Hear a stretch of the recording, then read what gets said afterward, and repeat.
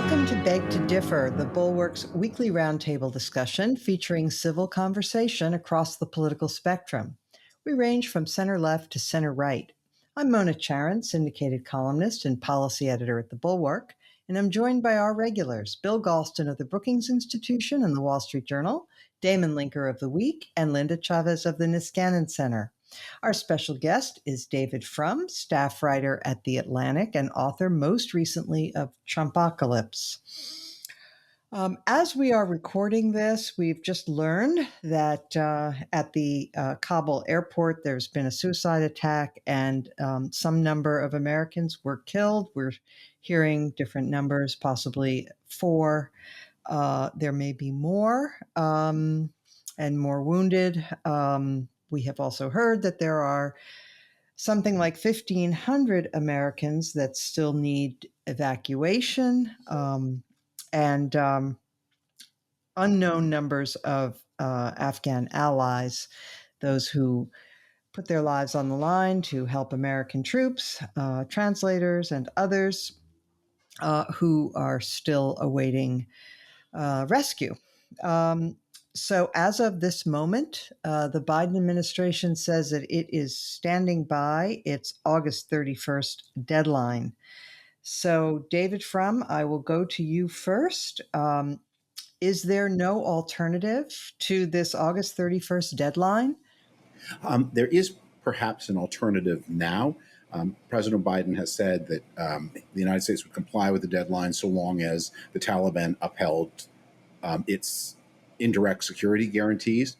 Whoever is responsible for this terrible, atrocious suicide attack, you could say that the conditions have changed, and Biden could extend the deadline a little bit for practical reasons.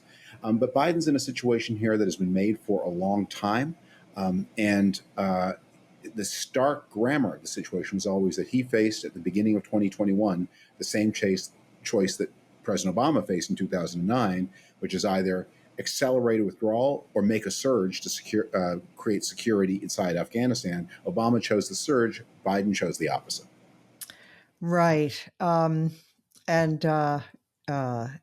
I'm going to go to you next. You and I publicly disagreed about this, but so why don't you lay out your view that this is the right decision and that it was a misconceived thing to remain in Afghanistan.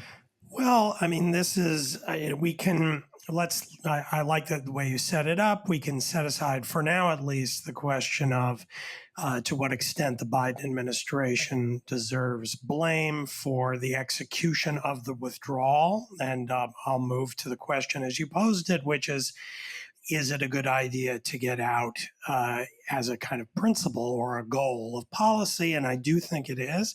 And this is one of these cases where what we've seen since the withdrawal started to be implemented, where the results have vindicated that choice. The fact is that we have been in Afghanistan for 20 years. We had the surge over a decade ago where many Americans were being killed, then into a period where things calmed down quite a bit, especially on the American side. Over the past couple of years, since the Trump administration was negotiating with the Taliban for an American withdrawal.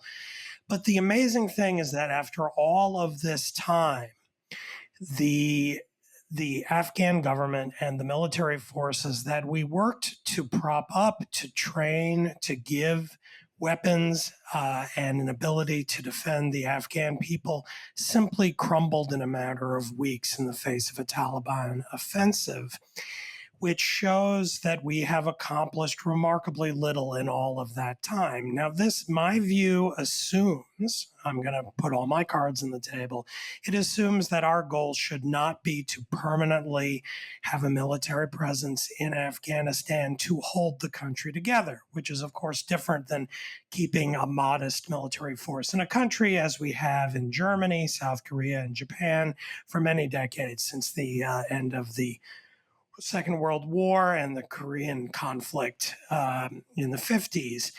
This is having American soldiers in in essentially a low boil and sometimes high boil civil war, trying to tamp it down with Americans acting as a tripwire there to keep it from getting totally out of control. And when it starts to spiral, we have to send more troops to tamp it down some more.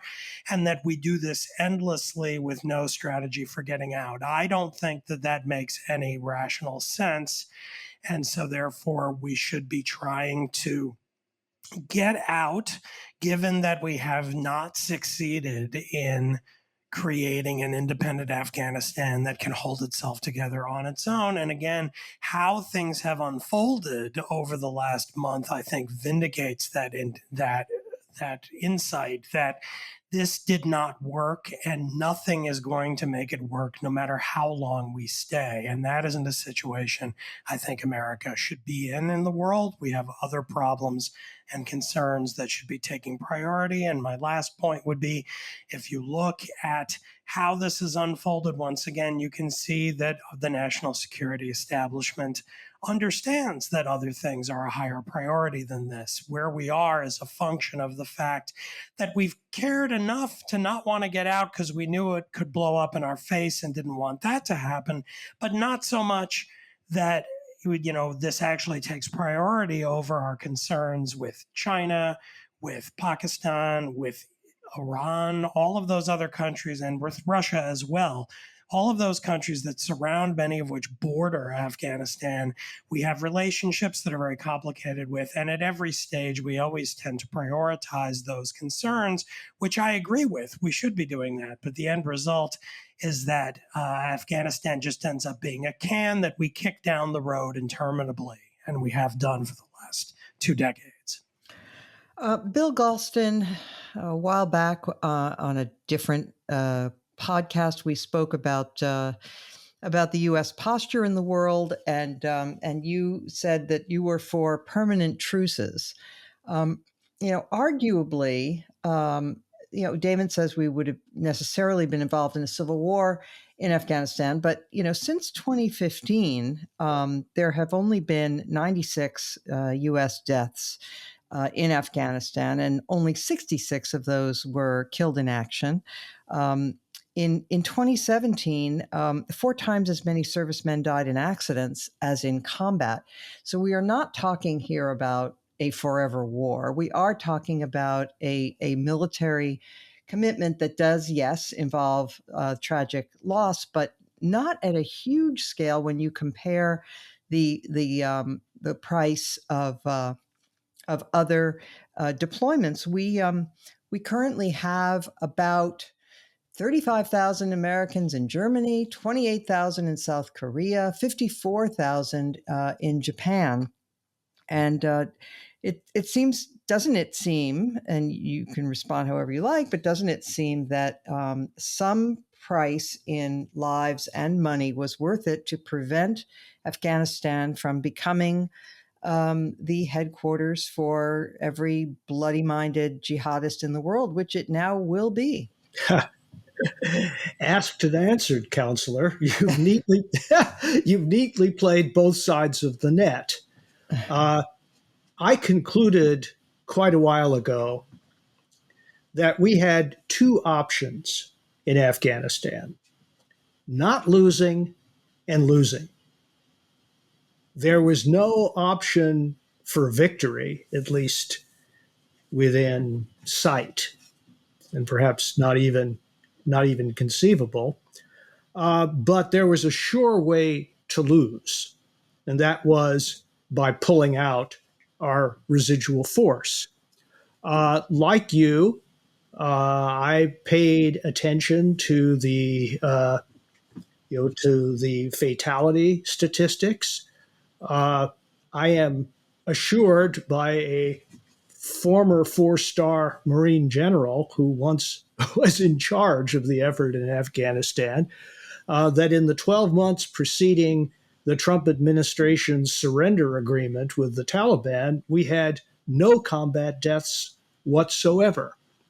I believe that the American interest would have been better served by a clean decision to retain a force of between 2,500 and 3,500 Americans to supplement the efforts of the Afghan fighting forces, whose leaders have responded with justified indignation to the administration's suggestion that the Afghan army was a bunch of cowards and deserters who refused to fight for their country. So, Damon and I have a clear disagreement on this point. I think the national interest would have been better served if Donald Trump had never negotiated that agreement with the Taliban, and if President Biden had chosen not to honor it. There would have been some bumpy patches, but I think we could have sustained it. All of this depends on an American president who was willing to look the American people in the eye and do what none of the past four presidents have been willing to do, and that is tell them that the course that we're on represents a moderate but open-ended commitment to Afghanistan. Mona, could I ask Bill a quick follow-up to that? Sure, I mean, sure. Bill, do you just discount the people like Ivo Daalder and many others who have said that the very low rates of American casualties in recent years were a function of the negotiation with the Taliban, and that was going to come to an end if we were negged on the deal? That we would have needed a surge quite a bit more than 3,500 troops to respond to a severe escalation on their side, which we have actually seen over the last couple of months, and it has not prompted an American response because we're trying to get out. But if we were trying to stay, and the Taliban had used this summer to push this kind of escalation across the country, we couldn't have just kept them at that level, the American troop level. But do you think that isn't true? I think that arguably is not true, and let me tell you why. I mean, I've known Ivo for a long time. He's a foreign policy expert and a very able president of the Chicago Council on Global Affairs. I respect his opinion. On this one, I disagree with him, and let me tell you why. Well before the negotiations with the Taliban under the previous administration, we had decided to transition out of participation in the ground war, particularly in remote places. And we were saying to the Afghan army, in effect, you do the fighting on land, we will provide the air support. And that was a critical proviso because as Afghan military leaders, including General Sami Sadat, in a piece, I believe, in today's New York Times, we taught the Taliban forces to fight along American lines. That is, using strategies that relied on air support.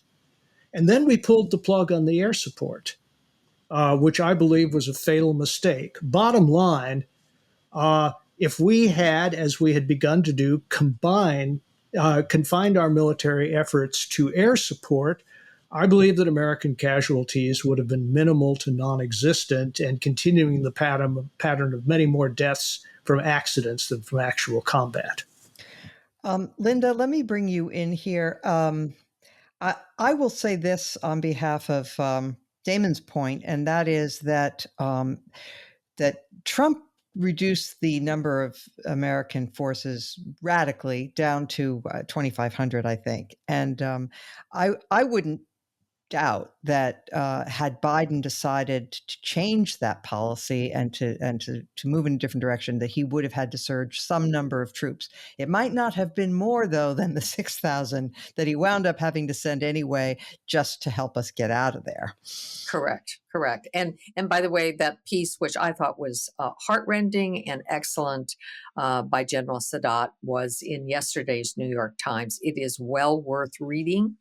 And he describes exactly what Bill has suggested, that it was Afghans on the ground that were taking the casualties. And we were providing intelligence, logistical and air support.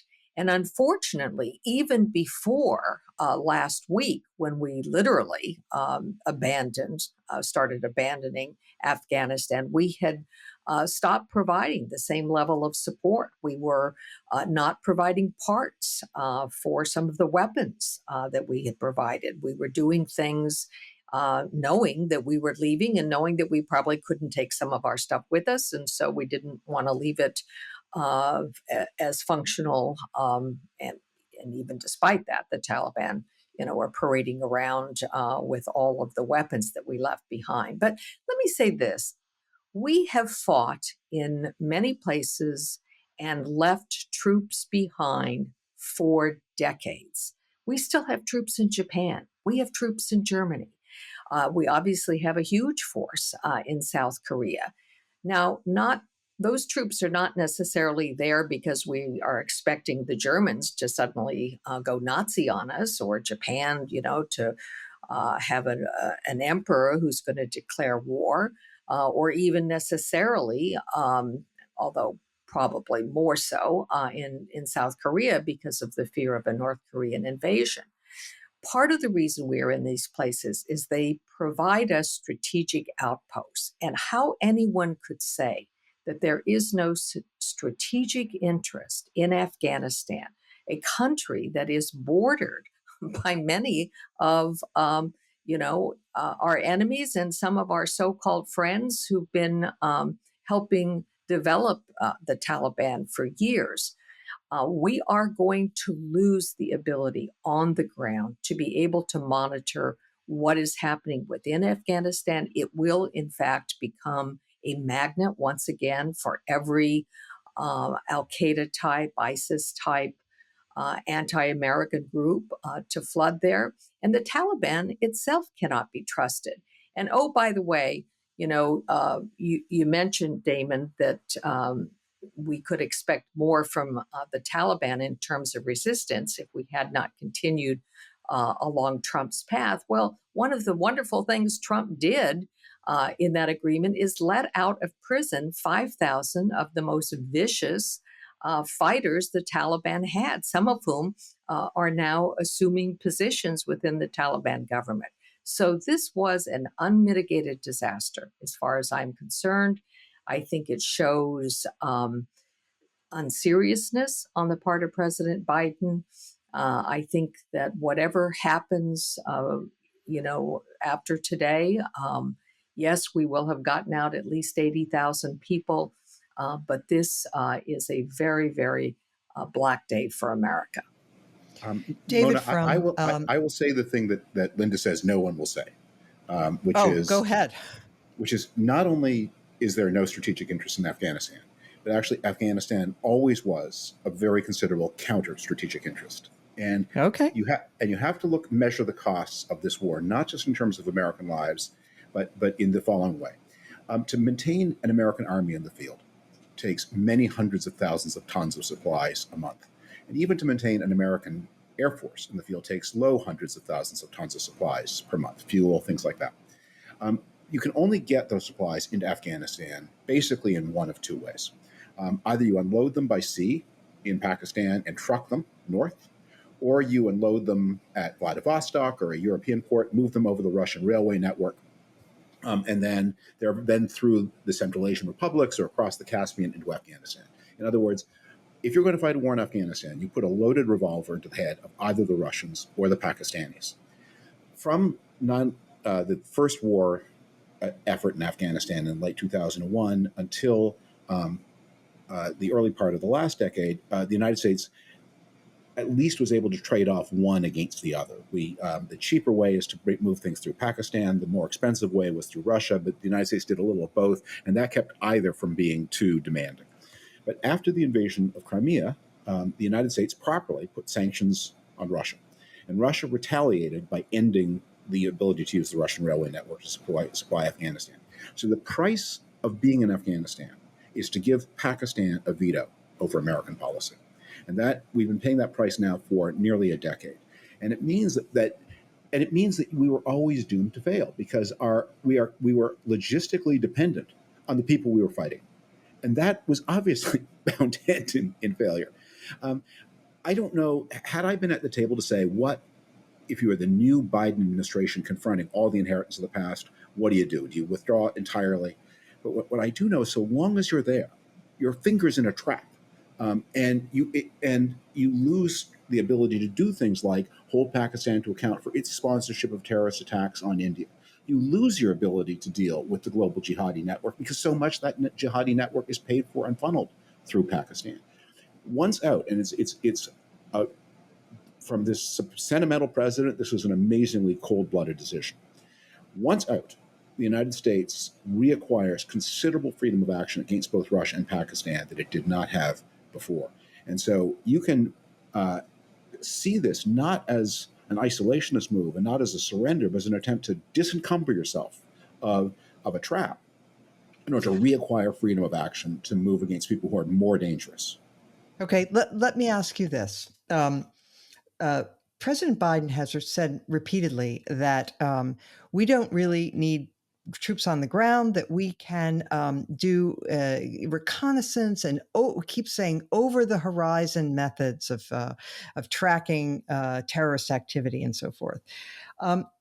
Even with people on the ground, we obviously badly misjudged the situation vis-a-vis the Taliban's strength and so on. Why should we think that when we're hundreds or thousands of miles away, relying just on satellites and drones and whatnot, that we can do better? Well, if that's to me, I think what he's thinking of is twofold. First, the drone revolution. The drones did not really functionally exist in the early 2000s, and they have been very, very effective against terrorist targets in all kinds of places. I think he's thinking also about the fact that now that the Taliban is again a state, that means they've acquired ownership of assets that they want to protect and that you can retaliate against. I think there's finally something else, which is people talk about Afghanistan as a haven for terrorists, as if that's the only place in the world where terrorists could go. But actually, terrorists can go all kinds of places. And yeah, you can deny them Afghanistan at great cost, but that they use Yemen. And if you think about places that you would use, if you were a terrorist and you were trying to have a base, Afghanistan is about the worst place you could be. It's got the worst airline connections with the rest of the world. It's got the most primitive, it's got very primitive communications technologies. I mean, you'd rather be in Doha. And indeed, terrorists are in places like that. So I think what Biden is also saying, and it's hard for a president to say this bluntly, I'm not guaranteeing anybody, he might say, zero terrorism. I'm just saying that we can hold it down to non-existential levels. We can deny them weapons of mass destruction. We can retaliate against their state sponsors. And even more, once out of Afghanistan, we can retaliate against state sponsors in Pakistan as well as in Afghanistan, which we couldn't do before. Okay, does anybody want to respond to David before we turn to the matter of refugees? Well, I would just say bravo. I like that quite a lot. I mean, David really, I think, elaborated and put more detail on the table. I mean, the point that I was trying to make earlier about being hemmed in because of our position in Afghanistan vis-a-vis Russia and Pakistan and China. Really, he elaborated on that, having to do with getting material into the theater over land from those various locations, and the way it tied our hands in dealing with other countries and bigger problems. So I very much agreed. Well, I remain to be persuaded that American policy in dealing with Pakistan will be any more effective in the next 10 years than it has been in the past 10 years. And I have always believed that the Pakistanis see what's going on in Afghanistan entirely through the prism of their ongoing competition and sometimes outright military confrontations with India. I do not expect that to change. And I do not expect that our ability to influence their behavior is going to be enhanced in any way. I would like to be proved wrong, but I'll believe it when I see it. Well, I will add that I hope for the sake of the country that David is correct, but I also am a skeptic, and Pakistan, I would just be utterly floored if we see any stronger actions against Pakistan than we have seen over the last 20 years. And Pakistan will continue to be a problem for us. And unfortunately, they have nuclear arms. And they like to proliferate them. And they do. They like to sell their technologies to the highest bidder. All right. There's been a bit of a debate broken out on the right about accepting Afghan refugees. It turns out that this is a broadly popular position with the American public at large, including Republicans, who by large majorities say that we should accept and welcome any Afghans who worked with the United States and are needing asylum. And yet, I mean, by the way, let me just say this also includes a number of leading Republicans. Senator Ben Sasse was very forthright about this. He said, anyone who put his life on the line to serve with America is welcome in my neighborhood.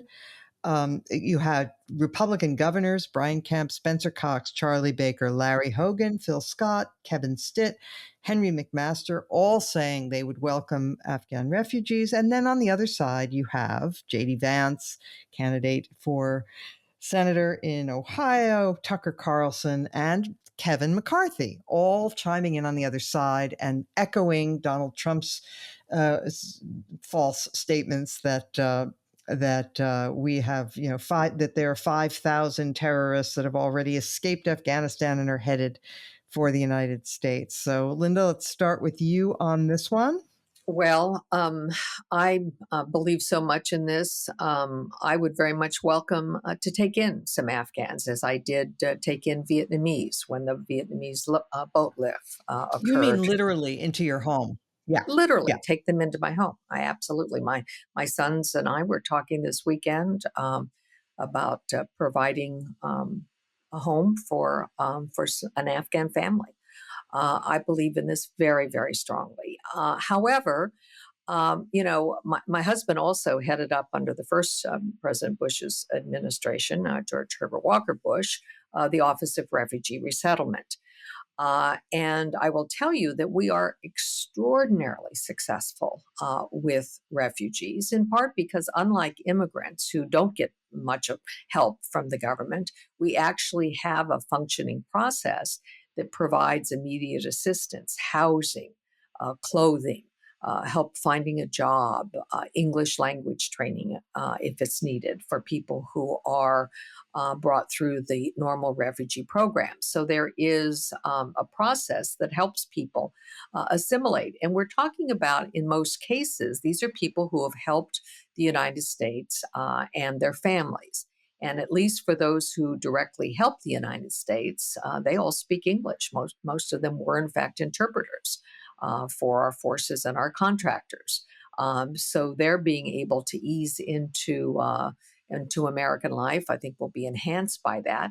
And we also happen to be facing right now what we rarely talk about, and that is a severe labor shortage, particularly in the kinds of jobs that some of these people may be willing to do. So I think it's a good thing. I think it is disgraceful that you have voices on the right like Laura Ingraham and Tucker Carlson and Sean Hannity talking about invaders.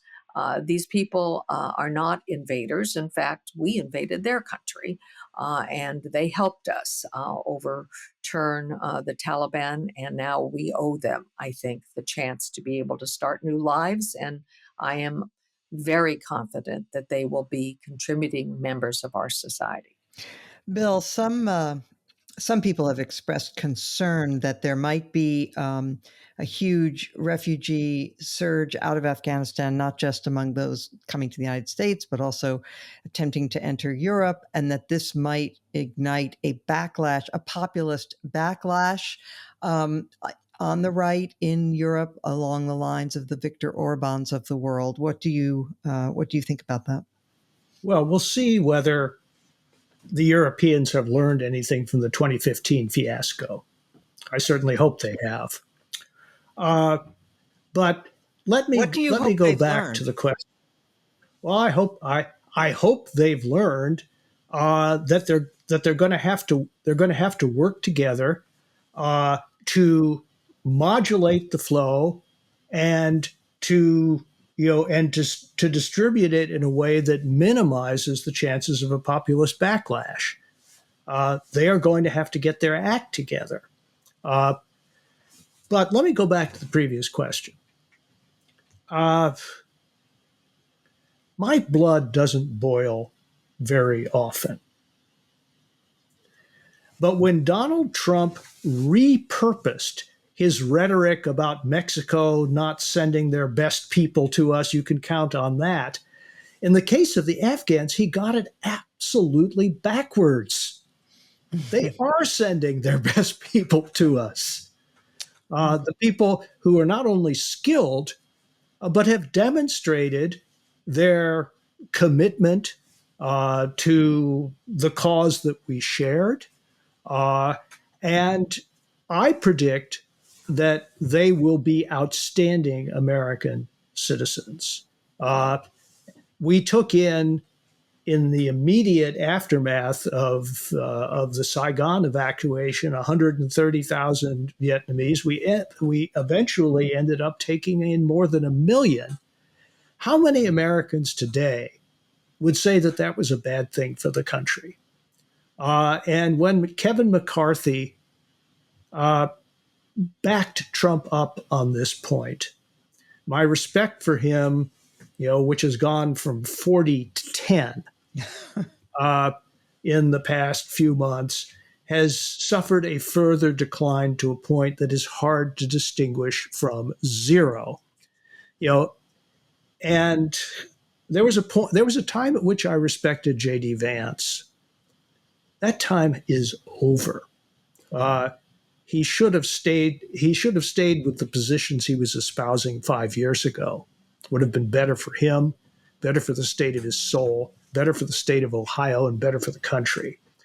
So I think this is a moment of real testing for the populist right in the Republican Party, and if they allow nativist passions to dominate not only humanity but common sense, then they are simply irretrievable, and represent an alien force in a liberal democracy that needs to be cabined as far as possible and eventually reduced to zero through the forces of natural attrition.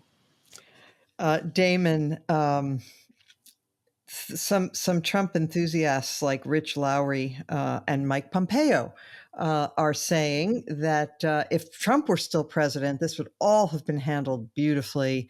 Trump would have thundered and threatened the Taliban, and they would have backed right down, and everything would have gone great. Yeah, sure. Trump, who invited the Taliban to Camp David for a chat. Yeah, Yes. sure. Of Yes. course he would have. Yeah, Trump would have blustered and swaggered and said some obnoxious things about maybe fire and fury raining down on people's heads. And then a minute later, some Taliban spokesman would have, flattered him with some idiocy or other. And he would have said, "Oh, wonderful, my good friend, come on over." Yeah. Now Yep. that's just ridiculous. And Rich Lowry is not a dumb guy, but like when I see him saying things like that, I want to pull him inside and say, "Come on, nothing in your career is worth saying something this ridiculous. This isn't true." Now you can take the position, as I am even sometimes inclined to do, and say, Trump had reasons for supporting withdrawal from Afghanistan. Maybe he didn't pursue it in the smartest way possible, but that's a defensible position. But to then say he would have executed it better than what we've seen, I think is just risible. It just makes no sense and is totally incongruent with what all of us experienced of the Trump administration. I mean, the guy didn't have a lot of political strengths, but certainly he did not have a strength in kind of being a great organizer and manager. And this is something that, one reason why things haven't gone very well, it hasn't gone very smoothly for Joe Biden is that a lot of the national security establishment, I think, thought this would not end up happening.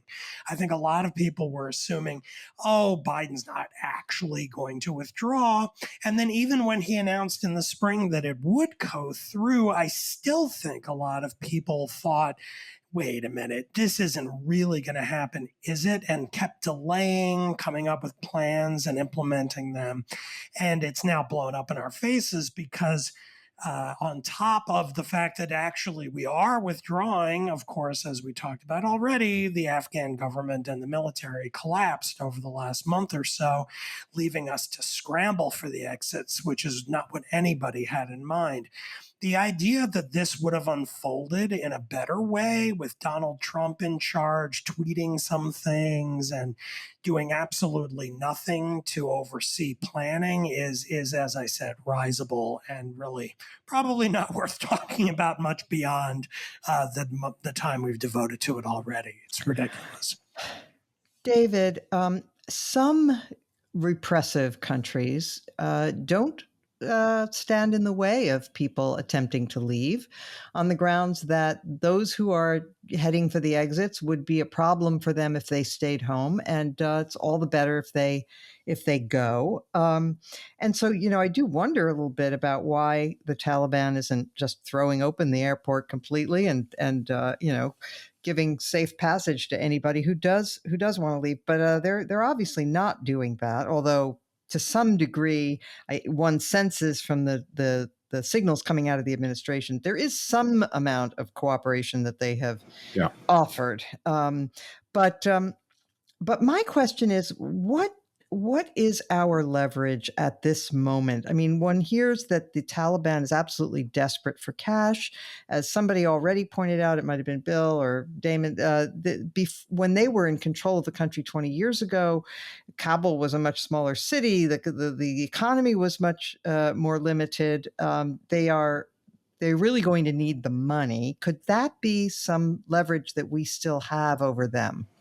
The population of Afghanistan has almost doubled in the 2 decades or so the United States was present. It's now a country of almost 40 million people. And it has no economic activity of any kind, really. I remember a decade visiting Afghanistan. I visited a few times a decade ago, and I think I was on a visit and I was talked to an international aid monitor who said her ambition was if she could raise Afghanistan up to the level where it began to compete with Bangladesh, she would consider herself very, very successful. Now, since then, Bangladesh has had an economic boom and is now even farther out of reach than ever. I think we need to think about what do we mean when we say the Taliban. That the Taliban, in its fight against the United States, began financing itself by offering protection to drug traffickers. What very often happens in these situations, you saw something similar happen in Colombia, to a certain degree it happened with the IRA, is a group can start off as a terrorist movement with a side interest in drugs. But pretty quickly, the people with the drugs have all the money and the best of the guns, and soon it is a drug syndicate with a side interest in terrorism. The Taliban now is a syndicate of criminal gangs in a country that you can't get to cohere. It's ethnically divided. It's geographically divided. It's so difficult to get from point A to point B in that country. And they're going to, of course, not have the ability to do so by air because they're not going to be able to pay for fuel, even for the planes that we leave behind. So the United States and the world is going to have a lot of leverage. I insist it's going to have leverage upon Pakistan, which will have a form of leverage over the Afghans. I want to say something about the question you raised earlier about refugees. There is a kernel of truth, for once, in what some of the hard right people are saying about this, which is there has been significant outflows of population from Afghanistan, especially to Europe, over the past 6-7 years, especially from 2015. And that migration has been quite problematic from the point of view of the receiving countries. The Afghans arrive with fairly low skill levels, they get into trouble of various kinds, and they have very negative attitudes toward Western women. And so many European governments have had bad experiences. But understand who those people were. Those are not the people we're talking about rescuing. Those are basically the second and third son of a village landowner, because it costs a bit of money to get from Afghanistan to Europe. And the first son does one thing, the son does third thing, and the third son, the clan makes an investment in getting that person to Europe, and he arrives without a lot of skills and maybe some a shock between the expectations, because back home his family had some importance. That's why he was able to travel. And in Europe, he's at the bottom of the status hierarchy. The people who we're talking about airlifting now are, as you've all said, I mean, the best of the best. The people who speak English, the people who have various kinds of significant skills, who have a functioning attitude to the modern world, who are modern women, or who have modern women in their families. And I think one more thing, this is not just a humanitarian act. One form of pressure the United States has upon the Taliban is precisely attracting its best people. That the Taliban, yeah, they're carrying out lots of revenge, and they have one of the reasons they want to stop people from leaving is because they just want to settle scores in a primitive way. It's also true that the United States could leave them without a doctor in the country, without a person in the country who knows how to operate a computer, without any kind of functioning electrical or telephone system, even above the levels they have now. Everything you need to make Afghanistan, or the city of Kabul, which is now a big city, anything like modern, the United States can take that away simply by giving people visas and seats on airplanes. And that is also a form of pressure that we should keep in mind the United States will have over the future. And it will, the Taliban, or whoever governs Afghanistan, or whatever consortium of different interest groups, including some criminals, when they begin to say, we may want to invite those electrical engineers back, they're going to have to think, how do we guarantee their safety? And how do we guarantee some degree of freedom and decency for the women and their families? All right. Really, really meaty discussion. Let's pay some attention right now to the budget bill and the infrastructure package. There was a pitched battle that went on for most of the past week between the moderates and the progressives in the Democratic Party. There was a great meeting, and Nancy Pelosi apparently gave a fig leaf to the moderates, promising them a standalone vote by September 26th, and a really complicated business about deeming the budget passed, and they don't actually have to vote on it, whatever.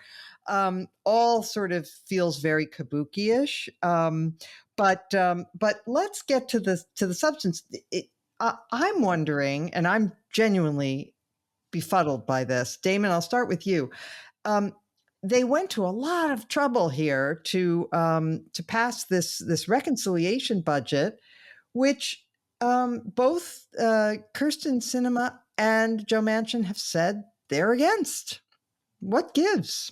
I frankly don't know. I mean, whenever we get into machinations of Congress, and especially in the early Biden administration with this 2-track process, I'm inclined to just want to point to Bill and say, explain this, because I don't understand. There are so many kind of internal debates and negotiations on multiple levels going on that I sort of want to throw up my hands and say, I guess we'll just see by the end, because so far things keep happening and bills keep advancing in their various stages on these various tracks. And so far things have not been scuttled, but I am sort of at a loss from the outside to explain to anybody exactly how this is happening, what is happening, what the various incentive structures are. Like, if you try to come up with a game theory formula to explain what's going on, it would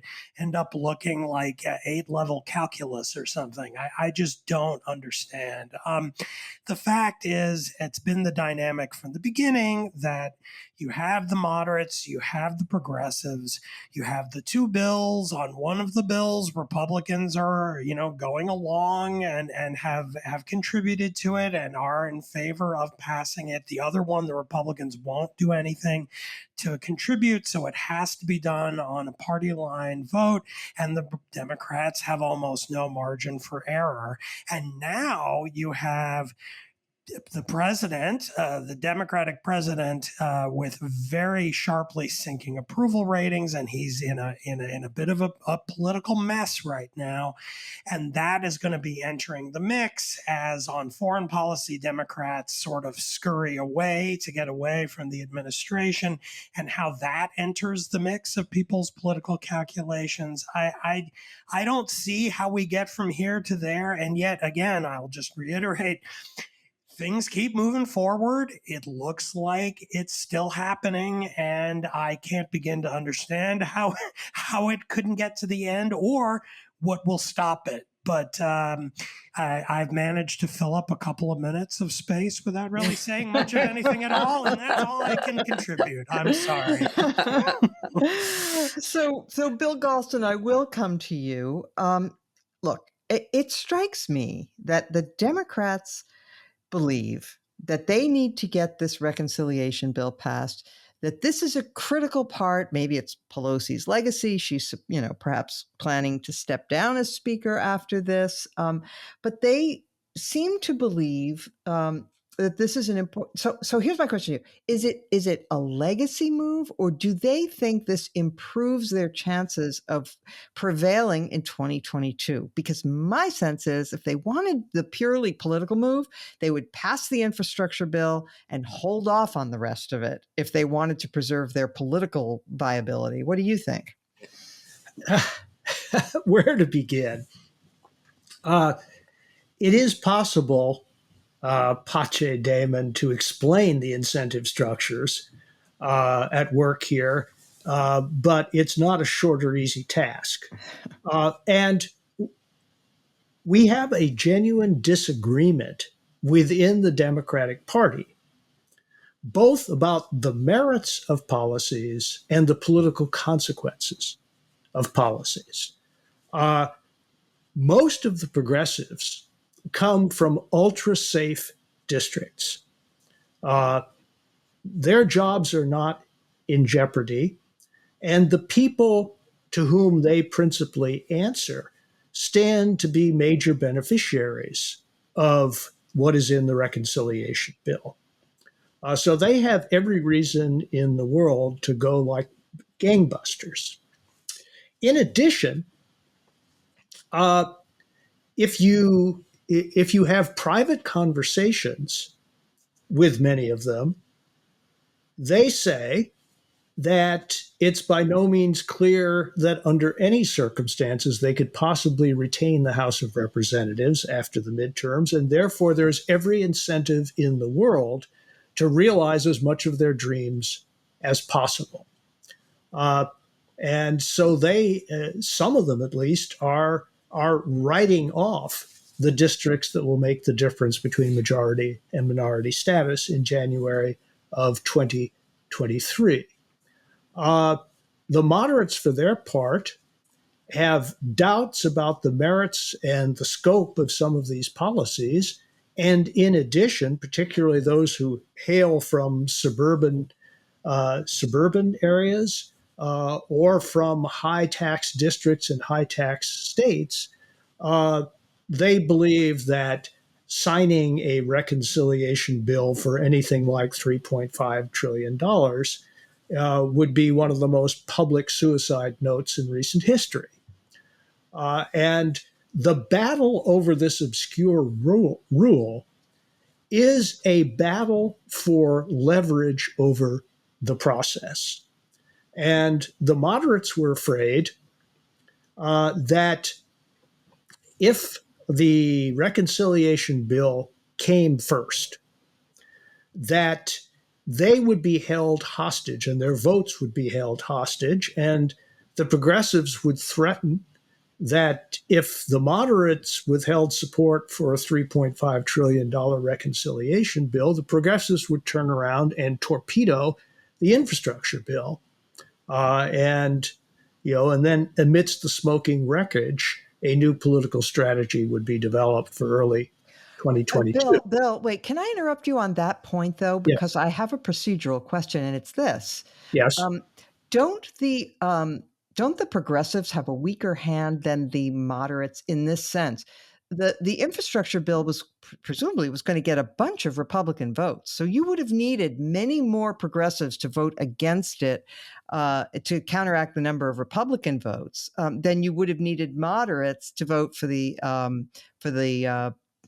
budget bill, right? Well, it gets very complicated, Mona, because I, as someone who's participated in some of these conversations, I can tell you that the number of Republicans in the House who were going to vote for the infrastructure bill under a range of circumstances was a moving target.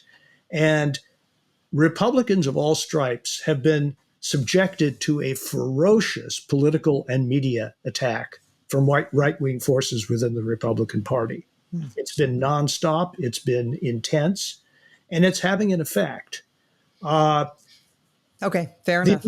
The progressives, the progressives have never provided a signed list of members of their caucus who would be willing to withhold their votes. But they keep on saying that more than half of a 100-member caucus would be prepared to do so. It would not be easy to come up with the nearly 50 Republican votes that you'd need to counteract that under any circumstances. My over-under number has always been substantially below that. So if you put together the tensions within the Democratic caucus and the struggle for leverage within the caucus, then obscure rules battles suddenly become much more comprehensible. One more point and I'll shut up. The sense in which this is kabuki theater is that there was never going to be a $3.5 trillion reconciliation bill. And the problem is that many Democrats on the progressive side simply have not reconciled themselves to that fact. They have assumed that somehow the senators who've already stated publicly that they will not support a reconciliation bill at anything like that level didn't mean it, or could be rolled, could be subjected to pressure, which is simply not true.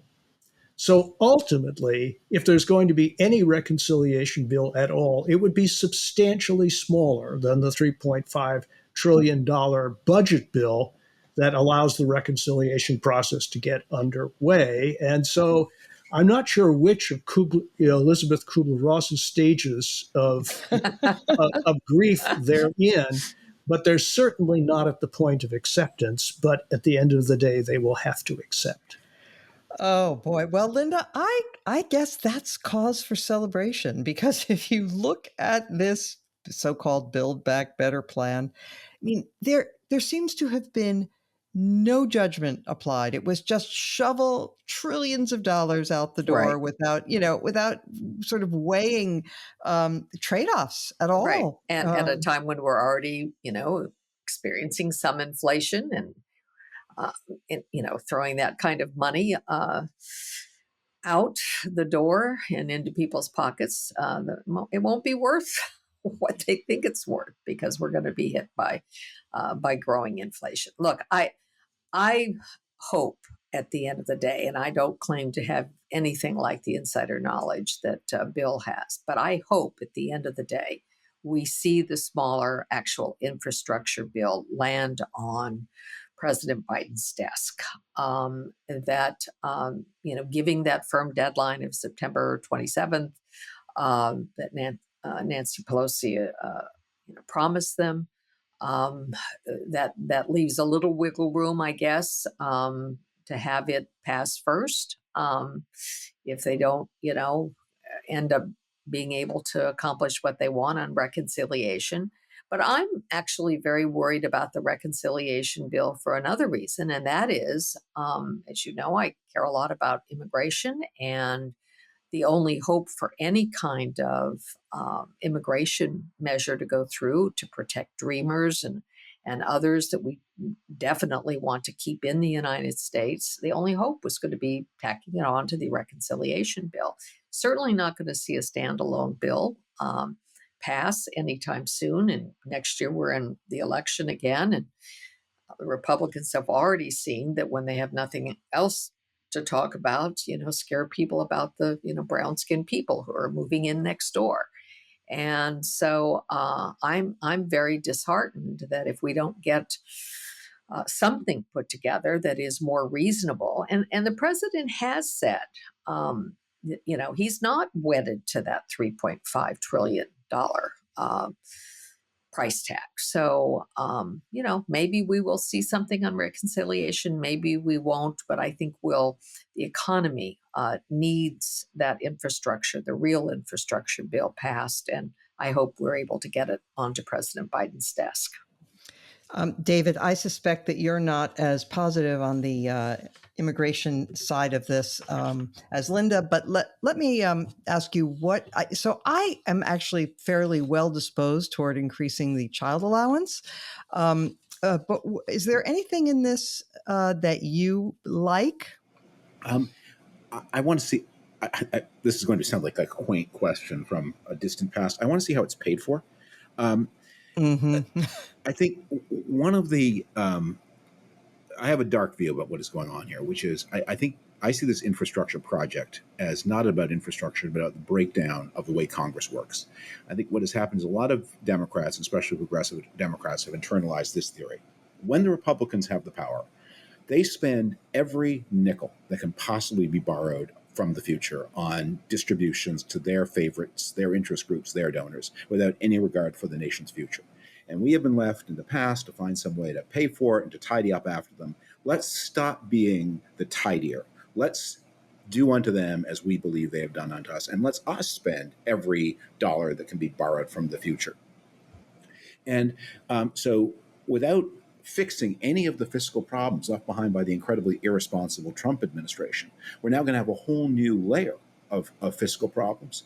And they don't seem so burdensome right now, because here's another thing that is going to sound like a voice from the distant past. We have been used now to money being nearly free, borrowing being nearly free, and any change in borrowing being nearly free is in the direction always of becoming even freer, to the point where there have been moments in the past couple of years where sometimes some countries like Germany and Switzerland, they could actually charge people to hold their money, to hold, but interest rates go up as well as down. And at some point, the world of credit is going to conform to Herb Stein's ancient law of economics. If something cannot continue forever, it will stop. Free money will stop. And we are going to be left in a situation where, it's not going to be the apocalypse. The United States will always have borrowing capacity, but it's going to get painful, and interest rates will start to squeeze. A lot of the story, one last point on this, a lot of the story about what people are unhappy about in their daily lives is the story of how unconstrained costs crush constrained costs. And what I mean by that is this: why is the cost of college education so high? And part of the answer is, well, colleges are authentically spending more per student. But a big part of the answer is that as Medicaid grew as a share of state budgets in the 1980s and 1990s, in exactly the same proportion as Medicaid grew, college spending was crushed. And in order to finance Medicaid, the college sector was squeezed, and the money then had to come from the students instead. When interest rates begin to rise, it's going to be like that for everything in the federal budget. So what I hope for, I know this is wishful thinking, is that we need to have some kind of pact between the important interest groups in American society. So, you know what, no one's going to go for all the marbles here. We are going to think about the future, and we are going to worry about how we pay for the things we want to buy. It should only be true. All right, let us now turn to. Oh, Bill, you had do you have a quick point? Because very quick point. Okay. In fairness to President Biden, he has put a specific proposal on the table that would pay for everything in the reconciliation bill. The problem is not that he hasn't been specific or credible, but a lot of people don't like the idea of raising taxes on upper income Americans and on corporations and on estates. So this should not be a debate about more deficit spending. And by the way, Speaker Pelosi said explicitly that one of the parameters for the reconciliation bill is that it will be paid for. The question is, how much of the Biden proposal on revenues will the Congress of the United States be prepared to accept? Okay, we now come to our highlight or low light of the week. Linda Chavez, start with you. Well, many of us thought that the Supreme Court was on vacation, but apparently they are not totally on vacation because the court handed down not a ruling, but they basically refused to hear an appeal of a district court decision that was brought by uh, the states of Texas and Missouri. The Biden administration, as you may recall, had put an end to the stay in Mexico policy for asylum seekers. That was people who had a credible claim and wanted to claim asylum in the United States. Because of COVID, the Trump administration basically said, no, you can't stay here. You're going to have to go back and wait in Mexico. And tens of thousands of migrants were doing so. But when Biden came in, he started processing some of those asylum claims, and people were, in fact, brought back into the United States, and some were indeed paroled. Well, the state of Texas and Missouri filed suit against that, and they found a Trump appointed judge who handed down a decision that basically said, no go. It's you cannot change the remain in Mexico policy. I guess what's most disheartening about this is that the Supreme Court rarely gets involved in foreign policy, and because that remain in Mexico policy was something that was negotiated between the United States under President Trump and the Mexican government. That is going to basically put them back in the position of having to go back and renegotiate it. And so the Supreme Court, with this refusal to hear the appeal, is basically meddling in foreign policy. So that's my low life for the week. Okay, Damon Linker. Okay, I promise to run through these very quickly because I'm going to do something a little unusual and point to 4 short items that I think illuminated the Afghanistan mess that people can look for. First of all, about 10 days ago, Francis Fukuyama, one of my favorite commentators on all things political and foreign policy, had a very nice short item in American Purpose titled No Decent Interval about the fall of Afghanistan, focusing on perhaps our error there arising from the Bonn conference from late fall 2001, all the way from the beginning, and the decision made there to try to give Afghanistan a modern centralized state, which he argues probably was never in the offing. So that's definitely worth reading and pondering. Secondly, making a similar and related point, our own, at least today, David Frum has a very good short tweet thread from August 25th that people can find about a related point connected to the Afghan military. And he ends up concluding, I will quote the final item in this tweet thread. Quote, the lesson of Afghanistan is not that the U.S. is washed up as a great power. The lesson is that the U.S. is such a great power, militarily and economically, that it is continually tempted to try hopeless things that nobody else on earth, including China, would ever attempt. So again, I recommend that short tweet thread. Also a tweet thread that I mentioned earlier from Ivo Dalder, making the case for why we would have needed another surge. That also is from August 25th. That would have been if we had stayed in Afghanistan. And finally, Matthew Iglesias at his Substack had a very provocative piece titled The National Security Establishment Has Never Cared About Afghanistan. And that too is very much worth reading and pondering. And that is it. I hope I didn't take much longer than my average recommendation at the end of one of these podcasts. No problem at all. Bill Galston. Well, I can keep mine very short, Mona, which I'm sure will please you because I've already mentioned it in our previous conversation. I believe that op-ed by General Sadat was a concise classic of military analysis and moral passion combined. And I would hope that every thinking American would read it, although I'm well aware of Adlai Stevenson's assessment of the effect of thinking Americans on the course of our politics. Do you want to spell that out? Oh, yes. It was a famous anecdote, which has the additional merit of being true. Stevenson gave an extremely eloquent speech at some point in his 1952 presidential campaign, and an enthusiastic woman of a certain age rushed up to him and said, "Oh, Governor, that was such a wonderful speech. You'll surely get the votes of every thinking American."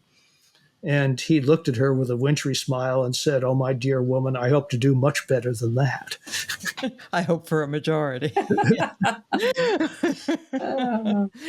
Yes. It's a great anecdote. All right. David Frum. Non-Afghanistan topic. I have been just disheartened to see police unions in cities like New York and Chicago come out so strongly against the requirement that officers sworn to serve and protect the public should be vaccinated against a deadly pandemic. Over the past year and a half, we've had a great fight in the United States over policing and the work done by individual police officers. And sometimes it's felt a little lonely to be on the defending end of the good work of police forces and of the integrity and courage and honor of the vast majority of people who serve in blue. So when you get an assignment as simple as this one, get the vax. And unions who represent people in their negotiations over pay and conditions should not be converting that job into a job of defending people who are irresponsible, selfish, antisocial. Get the vax, and unions should be leading the fight to ensure that their members have the protection that comes from the vax. Thank you. All right. Mine is, I would like to do a shout out to the Morning Shots newsletter by Charlie Sykes, who was the guest on last week's Beg to Differ, or not last, but we were off last week, but the week before. But in any event, you all know Charlie. And if you are a subscriber to Bulwark Plus, you get his morning newsletter, and it's always well worth reading. But today I particularly want to this really sang to me because he drew attention to the fact that a number of things have happened over the last few days and weeks that suggest there may yet be some sort of accountability in American life again. First, a judge imposed sanctions on the Trump lawyers Lynn Wood and Sidney Powell for their absurd and abusive lawsuits, abuse of the legal system. The House January 6th committee has issued subpoenas to a whole raft of Trump officials. Rudy Giuliani has had his law license suspended in New York and the District of Columbia. And he and the Kraken lawyers are facing massive libel suits from Dominion Voting Systems.